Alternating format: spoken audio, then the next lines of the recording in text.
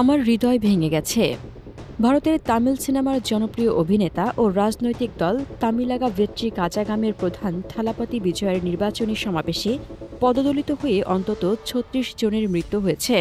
এ ঘটনায় আহত হয়েছেন আরও অর্ধ শতাধিক মানুষ। নিহতদের মধ্যে নারী ও শিশু রয়েছেন। সমাবেশে প্রাণহানির ঘটনার পর সামাজিক যোগাযোগ মাধ্যম এক্সে দেওয়া বার্তায় নিজের প্রতিক্রিয়া প্রকাশ করেছেন বিজয়। তিনি লিখেছেন, আমার হৃদয় ভেঙে গেছে। ভাষায় প্রকাশের অতীব যন্ত্রণা ও শোকে কাতর আমি।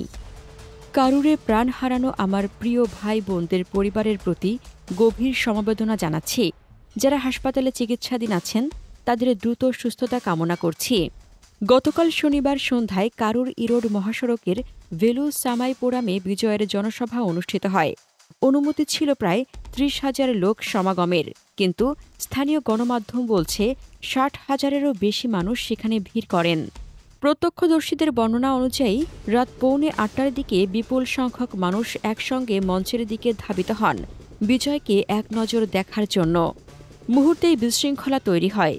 ধাক্কাধাক্কি ও হুড়োহুড়ির মধ্যে অনেকেই মাটিতে পড়ে যান, শ্বাসকষ্টে অচেতন হয়ে পড়েন। বিজয় বক্তৃতা মাঝপথে বন্ধ করতে বাধ্য হন এবং পুলিশকে সহায়তার জন্য আহ্বান জানান। তামিলনাড়ুর মুখ্যমন্ত্রী এম.কে. স্টালিন ঘটনাস্থলে পৌঁছে নিহতদের পরিবারকে ১০ লাখ রুপি এবং আহতদের প্রত্যেককে ১ লাখ রুপি ক্ষতিপূরণ দেওয়ার ঘোষণা দেন। তিনি আরও জানান, ঘটনার কারণ অনুসন্ধানে অবসরপ্রাপ্ত বিচারপতি অরুণা জগদেশনের নেতৃত্বে একটি তদন্ত কমিশন গঠন করা হয়েছে। জরুরি সেবা অংশ হিসেবে তিরুচিরাপল্লী ও সেলেম জেলা থেকে অন্তত ৪৪ জন চিকিৎসক কারুরে পাঠানো হয়েছে।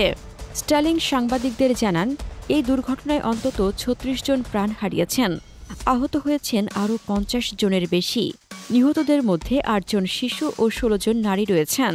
দীর্ঘদিনের সুপারস্টার হিসেবে বিজয়ের জনপ্রিয়তা তামিলনাড়ুর রাজনীতিতে নতুন মাত্রা যোগ করেছে।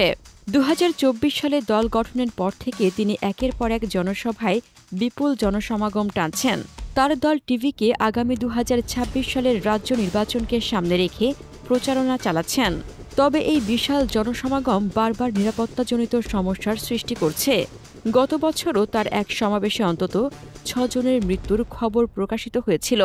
পুলিশের বিধিনিষেধ, যেমন সমাবেশের আকার সীমিত রাখা কিংবা ভেন্যু পরিবর্তন সত্ত্বেও ভিড় নিয়ন্ত্রণে ব্যর্থতা দেখা যাচ্ছে। ভারতের প্রধানমন্ত্রী নরেন্দ্র মোদী শোক প্রকাশ করে এক্সে লিখেছেন, কারুরের রাজনৈতিক সমাবেশে ঘটে যাওয়া এই দুঃখজনক ঘটনাটি অত্যন্ত বেদনাদায়ক। তিনি নিহতদের পরিবারের প্রতি সমবেদনা জানান এবং আহতদের দ্রুত সুস্থতা কামনা করেন। হাসনাতুজ্জাহান হিমু, মিহান নিউজ 24।